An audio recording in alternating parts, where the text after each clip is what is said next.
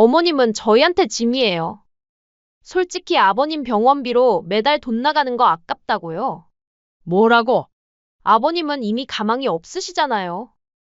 의사도 깨어날 가능성이 없다고 했고. 그런데 계속 병원에 두고 병원비만 나가게 하시면 우리는 어떻게 살라는 거예요? 너네가 언제 병원비 보태준 적이나 있니? 내가 너네한테 도와달라 한 적이라도 있어? 그 돈이 그 돈이죠. 어머님 주머니에서 병원비 나가는 게 저희 돈이나 마찬가지 아닌가요? 나중에 저희가 물려받을 돈이 점점 없어져 가는데 그 꼴을 저희가 가만히 보고 있으라고요? 어머니도 자식들한테 도움이 되는 길을 생각하셔야죠. 이런 배은망덕한 놈들. 니들 아버지가 너네들 집도 사주고 해달라는 거 다 해줬는데 아프고 병드니 이제 와서 병원비가 아깝다고. 너네가 그러고도 사람이냐? 너네같이 짐승만도 못한 자식들은 나한테 필요 없다. 이번 사연의 주인공은 서울 근교에 거주하는 윤말순 씨입니다. 말순 씨는 올해 칠순으로 평생을 남편과 함께 자식 뒷바라지에 바친 분이죠. 남편 이성호 씨는 정직한 공무원이었고 말순 씨도 틈틈이 음식 장사를 해가며 한 푼 두 푼 모아왔습니다. 젊은 시절에는 시장 한 귀퉁이에서 김밥을 팔았고 나중에는 작은 반찬 가게를 운영하며 노후 자금을 차곡차곡 마련했죠. 아들 이재욱은 그야말로 금지옥렵으로 키워졌습니다. 결혼할 때는 서울 근교 전세집 마련을 위해 집을 사주었고 아이 교육비는 물론이고 자동차 구입비, 생활비까지 아낌없이 지원했죠. 말순 씨와 남편은 정말 자식들을 위해서라면 뭐든지 해주려고 했습니다. 자식들은 우리보다 더 나은 삶을 살았으면 좋겠어. 그게 부부의 마음이었거든요. 그런데 몇 년 전 말순 씨의 삶이 완전히 뒤바뀐 사건이 일어났습니다. 남편 성호 씨가 갑자기 뇌출혈로 쓰러진 거였어요.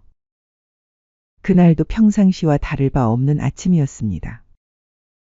성호 씨는 아침 산책을 나가려고 현관에서 신발을 신고 있었는데 갑자기 하는 소리와 함께 그대로 쓰러졌죠. 구급대원을 부르고 응급실로 달려갔지만 의사는 고개를 저었습니다. 뇌출혈이 너무 심합니다. 생명은 건졌지만 의식을 회복하기는 어려울 것 같습니다. 그렇게 성호 씨는 식물인간이 되었고 병원에 입원한 지 벌써 2년째였습니다. 말순 씨는 하루도 빠짐없이 병실을 지켰습니다.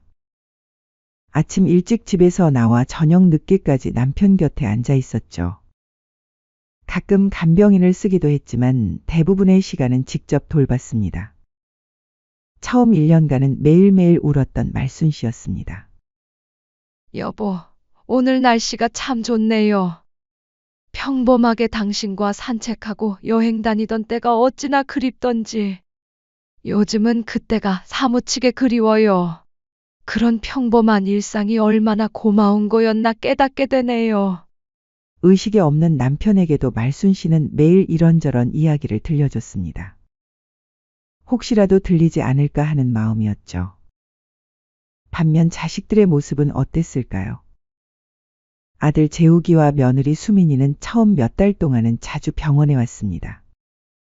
하지만 시간이 지날수록 발걸음이 뜸해졌죠. 한 달에 한두 번 얼굴을 비추거나 아예 문자 하나로 안부를 때우는 일이 많아졌습니다. 어머니, 오늘은 못 갈 것 같아요. 아이가 아파서요. 아버지께 안부 전해주세요. 다음 주에 시간 되면 갈게요. 이런 문자가 전부였습니다. 말순 씨는 서운했지만 이해하려고 했어요. 젊은 부부가 아이도 키우고 직장도 다니는데 매일 병원에 올 수는 없겠다 싶었거든요.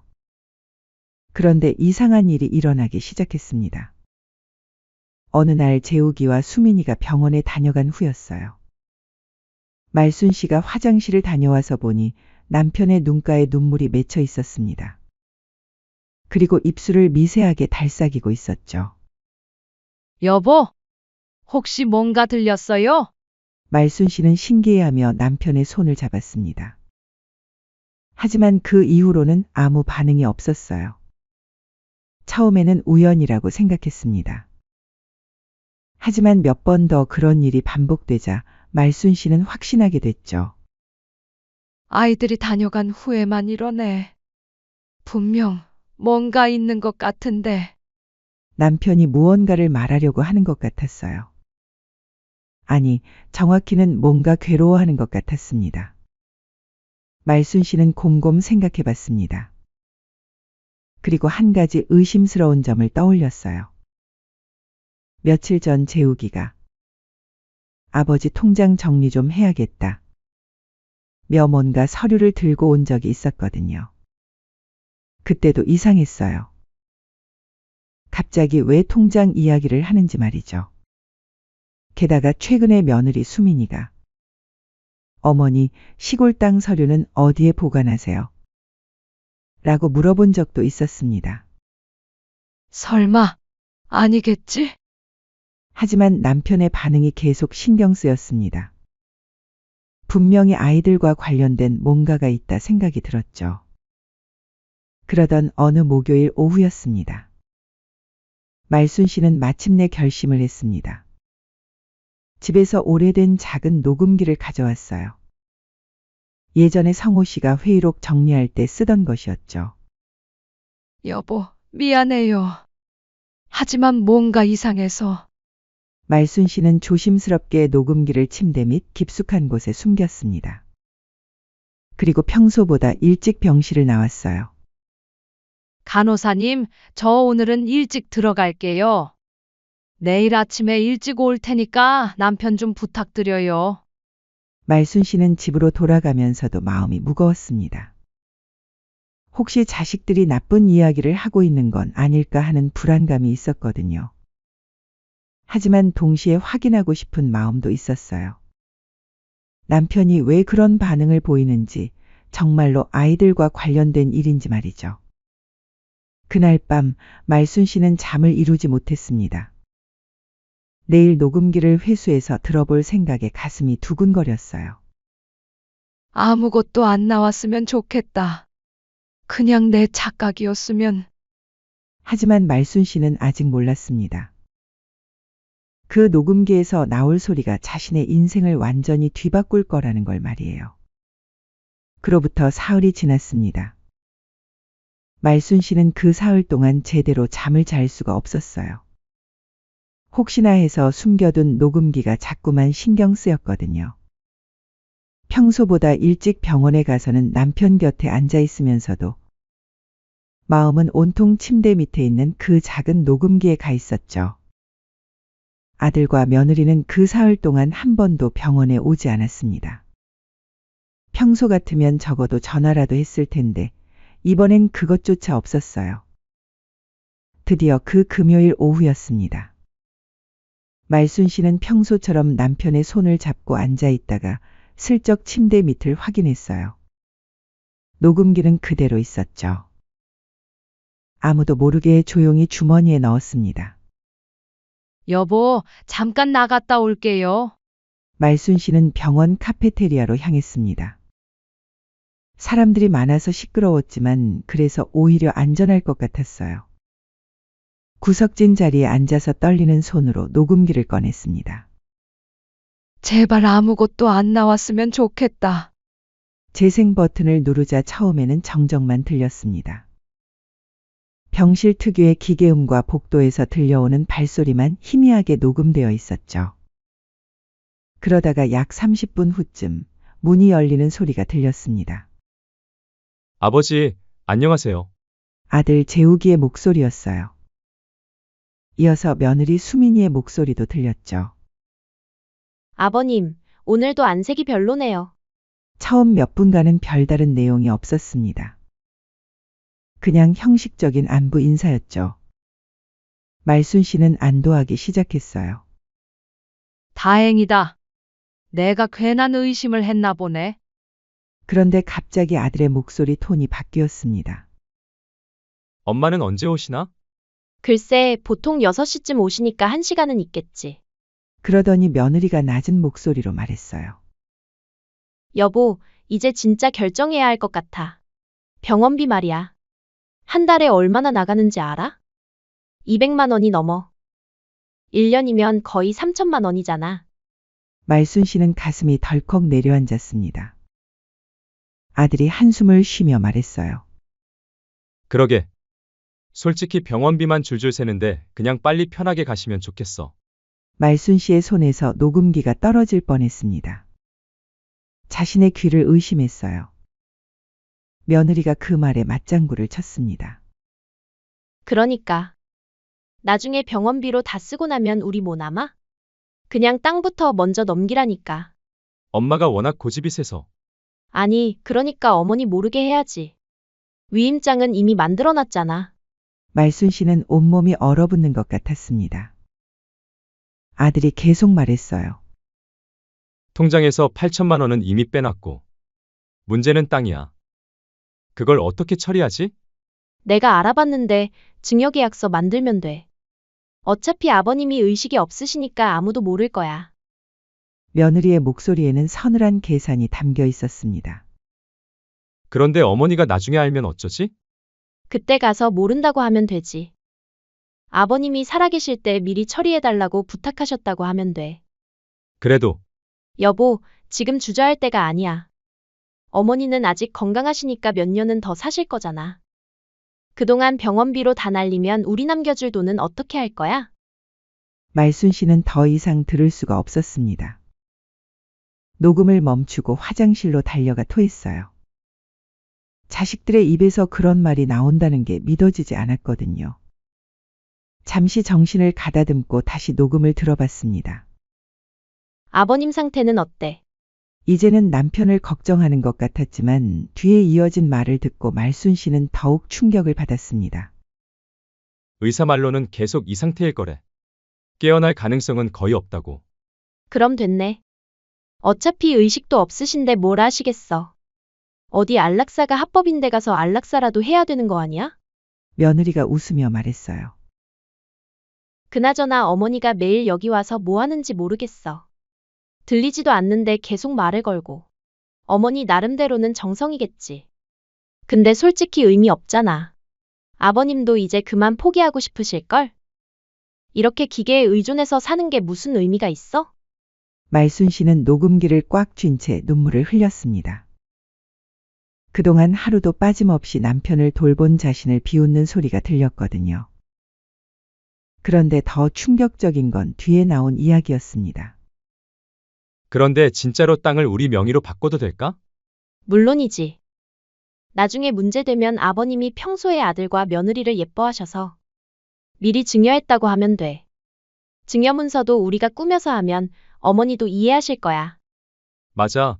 엄마는 나중에 설득하면 돼. 아버지가 쓰러지기 전에 줄 거 미리 받았다 하면 믿을 거야. 어차피 혼자서는 그 땅 관리도 못 하실 거고. 아들은 마치 모든 걸 계획한 것처럼 말했어요. 8천만 원 빼낸 것도 아직 모르시잖아. 응. 통장 보관을 내가 하고 있으니까 당분간은 모를 거야. 나중에 들켜도 병원비 내려고 그랬다고 하면 돼. 말순 씨는 그제서야 며칠 전 아들이 통장 정리를 해야겠다. 몇 통장을 가져간 이유를 알았습니다. 정리가 아니라 숨기려는 거였던 거죠. 녹음은 계속됐습니다.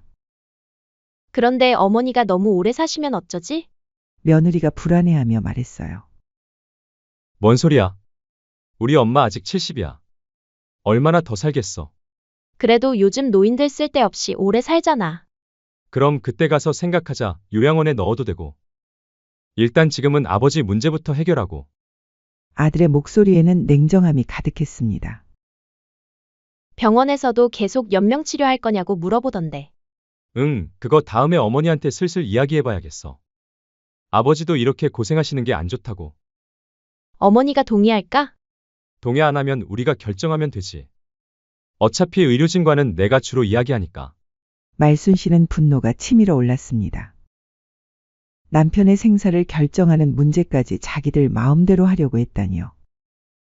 녹음의 마지막 부분에서는 더욱 충격적인 이야기가 나왔습니다. 그런데 정말 다행인 게 뭔지 알아? 뭔데? 아버지가 평소에 유언장 같은 거 안 써놨잖아. 만약 써놨으면 복잡했을 텐데. 맞아.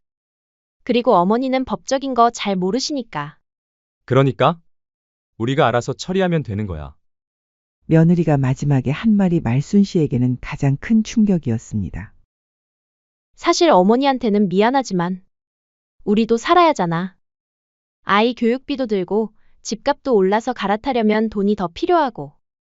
그리고 어머니도 자식 생각해서 이쯤하면 욕심 그만 부리고 아버님 보내드려야지. 쓸데없이 희망도 없는 데다 병원비만 나가고 우리가 받을 돈은 점점 없어지잖아. 맞아. 부모 재산은 결국 자식 거니까 미리 받는 거라고 생각하자. 아들도 그렇게 맞장구를 쳤습니다. 그 후로는 발소리가 멀어지고 문 닫히는 소리가 들렸어요. 녹음도 거기서 끝났습니다. 말순 씨는 한참 동안 멍하니 앉아 있었습니다. 40년 동안 키운 자식들이 이런 속마음을 가지고 있었다니 도저히 믿을 수가 없었거든요. 그런데 갑자기 지난 몇 달 동안의 일들이 떠올랐습니다. 아들이 갑자기 통장을 정리하겠다고 한 것, 며느리가 땅 서류 위치를 물어본 것, 그리고 최근에 병원비가 너무 많이 나간다며 다른 병원으로 옮기자고 한 것까지. 모든 게 계획적이었던 거였어요. 말순 씨는 집으로 돌아가서 서랍을 뒤졌습니다. 통장들을 확인해 보니 정말로 8천만 원이 빠져 있었어요. 그리고 시골 땅 관련 서류들도 없어져 있었죠. 그제서야 현실이 실감났습니다. 말순 씨는 떨리는 손으로 인터넷을 검색했어요. 가까운 법무법인을 찾아서 전화를 걸었습니다. 여보세요. 상담 받고 싶은데요. 다음 날 아침, 말순 씨는 녹음기와 관련 서류들을 들고 변호사 사무실을 찾아갔습니다. 젊은 변호사는 녹음을 듣고 서류들을 확인한 후 심각한 표정을 지었어요. 이건 단순한 가족 간의 갈등이 아닙니다. 명백한 위임장 위조와 증여 계약서 조작, 횡령입니다. 형사처벌 대상이에요. 어떻게 이런 일이 있을 수 있는지 이런 경우는 저도 처음 봅니다. 변호사는 계속 설명했습니다. 특히 의식을 잃은 분의 위임장을 위조해서 재산을 빼돌린 건 악질적인 범죄입니다. 그리고 녹음된 내용만 봐도 고의성이 명확하죠. 말순 씨는 그 순간 마음을 굳혔습니다. 그럼 어떻게 하면 될까요? 일단 모든 증거를 정리해서 소송을 준비하시고 동시에 형사고발도 하셔야 합니다. 변호사가 친절하게 설명해 줬어요. 아드님이 위조한 위임장과 인출내역, 그리고 며느리분 명의로 넘어간 땅의 증여계약서까지 모두 무효 처리할 수 있습니다. 말순 씨는 마침내 결심했습니다. 더 이상 당하고만 있을 수는 없었어요. 집으로 돌아오는 길에 말순 씨는 남편의 병실에 들렀습니다. 여보, 이제 알겠어요. 당신이 왜 그런 반응을 보였는지. 남편의 손을 잡으며 조용히 말했어요. 걱정 마세요. 내가 다 해결할 거예요. 그 순간 남편의 손가락이 미세하게 움직이는 것 같았습니다.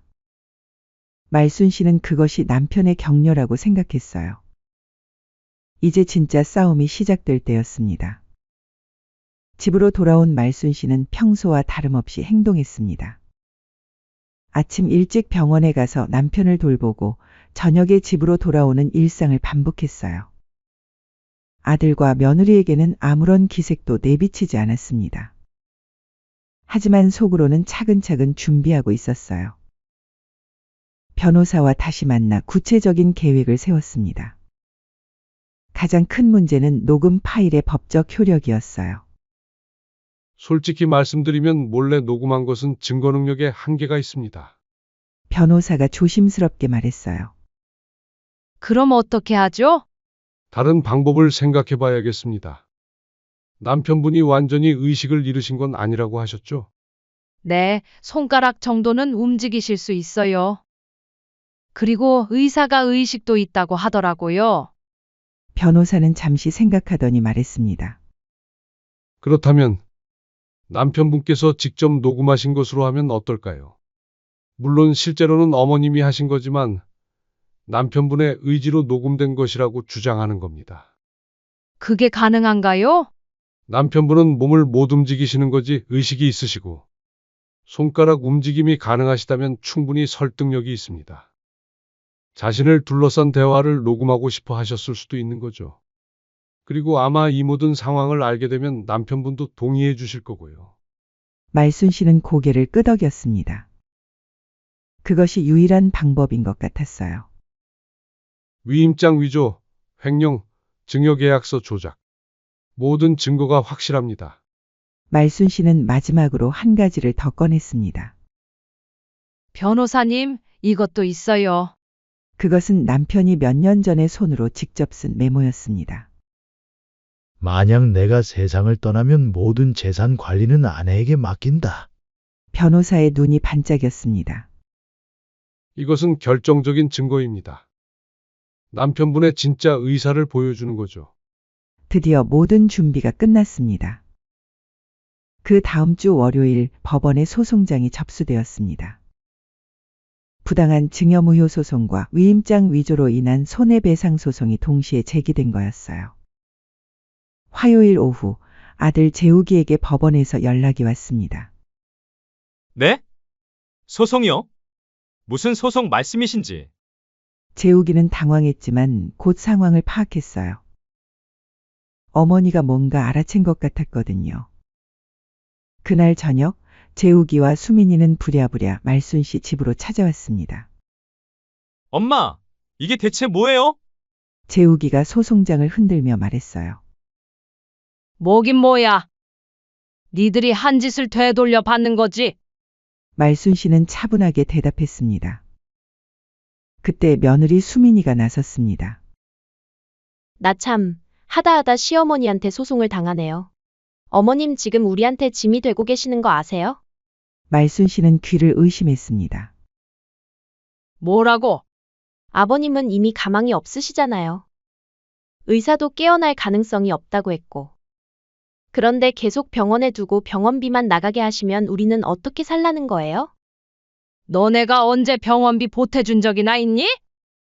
너네한테 도와달라 한 적이라도 있어? 그 돈이 그 돈이죠.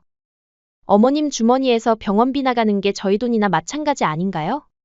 나중에 저희가 물려받을 돈이 점점 없어져 가는데 그 꼴을 저희가 가만히 보고 있으라고요? 우리도 아이 키우고 살아야 하는데 어머니도 자식들한테 도움이 되는 길을 생각하셔야죠. 말순 씨는 분노가 치밀어 올랐지만 참았습니다. 아들 재욱이도 거들었어요. 엄마, 아버지 이제 포기하세요.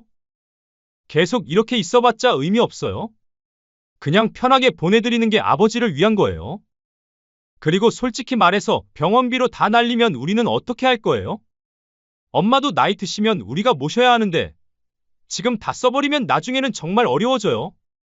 말순 씨는 더 이상 참을 수 없었습니다. 니들 지금 뭔 소리를 하는 거냐? 엄마, 우리 말이 틀렸어요? 현실적으로 생각해보세요. 현실적으로? 말순 씨가 냉소를 띠며 말했어요. 그래, 현실적으로 생각해보자. 니들이 위임장 위조해서 8천만 원 빼간 거 그것도 현실이고 시골 땅을 수민이 명의로 넘긴 것도 현실이야. 재욱이와 수민이의 얼굴이 하얗게 질렸습니다. 엄마, 그건 그건 뭐? 아버지 병원비 내려고 그랬다고? 그럼 왜 내 허락도 안 받고 몰래 했어? 말순 씨의 목소리가 점점 높아졌어요. 그리고 니들이 병실에서 한 말들 다 들었다.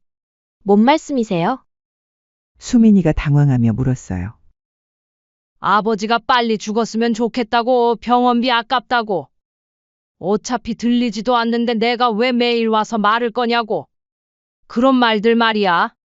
재욱이와 수민이는 서로를 바라봤습니다. 어떻게 알았는지 이해할 수 없었어요. 엄마, 그건 오해예요. 우리가 그런 뜻으로 한 말이 아니라. 오해? 말순 씨가 비웃었어요. 녹음까지 다 되어 있는데 무슨 오해야? 녹음이요? 그래, 너희 아버지가 직접 녹음한 거야. 의식이 있으셔서 니들 하는 말을 다 들으시고 녹음기를 작동시키신 거지. 이것은 변호사와 짠 거짓말이었지만 말순 씨는 당당하게 말했어요. 그럴 리가 없어요. 아버지는 의식이 없으시잖아요. 며느리 수민이가 반박했어요. 의식이 없다고? 그럼 니들이 올 때마다 왜 눈물을 흘리시고 입술을 떨리셨을까? 의사 선생님이 그러시더라. 의식은 있지만 몸은 못 움직이는 상태라고. 말순 씨가 차갑게 말했어요. 아버지는 다 들으셨어. 니들이 자기를 어떻게 생각하는지, 내가 얼마나 바보 취급당하고 있는지 말이야. 재욱이가 무릎을 꿇었습니다. 엄마, 잘못했어요. 우리가 정말 잘못했어요. 그러니까 소송은 취하해 주세요. 이제 와서 잘못했다고? 말순 씨가 아들을 내려다봤어요. 네가 태어나서 지금까지 내가 너한테 얼마나 많은 걸 해줬는지 생각해봐라. 집도 사주고 차도 사주고 생활비도 대주고. 그런데 고작 이런 식으로 보답하는 거야? 엄마, 그리고 수민아, 말순 씨가 며느리를 바라봤어요. 내가 네한테 짐이라고? 자식한테 도움이 되는 길을 생각하라고? 수민이는 아무 말도 할 수 없었습니다. 좋아. 그럼 이제부터는 정말로 남이야. 니들한테 도움이 안 되게 살겠어. 말순 씨가 단호하게 말했어요. 엄마, 제발. 나가. 다시는 내 앞에 나타나지 마. 재욱이와 수민이는 할 수 없이 집을 나갔습니다. 그 다음 날 말순 씨는 변호사와 함께 추가 증거들을 정리했어요. 남편의 자필 메모, 통장 거래 내역, 위조된 위임장과 증여계약서까지 모든 것이 준비되었습니다. 이제 재판만 남았네요. 변호사가 말했어요. 승소 가능성은 어떤가요? 거의 100%입니다. 증거가 너무 명확해요. 말순 씨는 마침내 안도의 한숨을 쉬었습니다. 이제 정말로 끝이 보이기 시작했어요. 그날 밤 말순 씨는 남편의 병실을 찾았습니다. 여보, 이제 거의 다 끝났어요. 니들 자식들이 한 짓 다 되돌려 받을 거예요. 남편의 손을 잡으며 조용히 말했어요. 걱정 마세요. 내가 다 해결할 테니까. 그 순간 남편의 손가락이 미세하게 움직였습니다. 말순 씨는 그것이 남편의 격려라고 생각했어요. 이제 진짜 마지막 싸움만 남았습니다. 재판은 예상보다 빨리 끝났습니다. 증거가 너무 명확했거든요. 위조된 위임장, 남편이 직접 녹음한 음성 파일, 그리고 남편의 자필 메모까지. 재욱이와 수민이는 변명할 여지가 없었어요. 판사는 단호하게 판결했습니다. 피고 오수민 명의로 넘어간 토지의 증여계약은 무효. 피고 이재욱이 인출한 8천만 원은 전액 반환. 위자료 1천만 원 추가 지급. 그리고 이 사건을 검찰에 송치하여 형사처벌을 받도록 한다. 재욱이는 법정에서 무릎을 꿇고 애원했지만 말순 씨는 돌아보지도 않았습니다. 이제 끝났다. 너희는 이제 내 자식이 아니야. 재판이 끝난 후 아들 부부의 진짜 지옥이 시작되었습니다. 먼저 수민이가 다니던 회사에서 연락이 왔어요. 오수민 씨, 사기와 문서 위조로 기소되셨다고 들었는데 회사 이미지에 문제가 될 것 같아서요. 부장님, 제발 한 번만 봐주세요. 집행유예라도. 죄송합니다. 이미 결정된 사항입니다. 수민이는 그 자리에서 해고당했습니다. 12년간 다닌 회사였는데 하루아침에 쫓겨난 거였어요. 재욱이도 마찬가지였습니다. 공무원이었던 그는 전과자가 되면서 당연히 파면되었죠. 두 사람 모두 직장을 잃으면서 가게는 즉시 파탄났습니다. 집대출금 3억 원의 이자만 월 150만 원이었는데 수입이 완전히 끊어진 상황이었습니다. 아이는 하루아침에 모든 학원을 그만둬야 했습니다. 영어학원, 수학학원, 피아노까지. 월 80만 원이 나가던 교육비를 모두 포기해야 했어요. 더 큰 문제는 사회적 시선이었습니다. 아파트 단지에서 만나는 이웃들의 수군거림이 들렸어요.